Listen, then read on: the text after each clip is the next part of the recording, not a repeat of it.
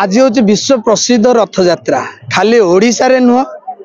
पूरा वर्ल्ड दुनिया दुनिया चारिआडे रथ यात्रा आज आज रथ यात्रा आमे माने आसिकी ए प्रभु जगन्नाथंकर इच्छा हैला बोली आमे माने एई भेष धरिकी माने बहुत आनंदित लगुच कौन कहू आमे भी भाषाहीन किसी कही ना इंग्लीश जाते स्पीचलेस आपन को आम कहूँ आम आखिर भी लोतक झरी आसूसी प्रभुंर इच्छा सकाशे आम ये सब माया संसार सब चली अच्छी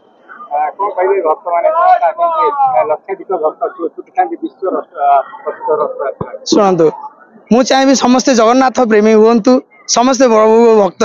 जगन्नाथ प्रणाम करंतु सब भक्त रे बांधी ही जातु निश्चिंत निश्चिंत सकाल 8 घंटिका ठारू चली शिवंगर तांडव चली ए दांडर नहीं से दांड पर्यंत चली अच्छी आ चली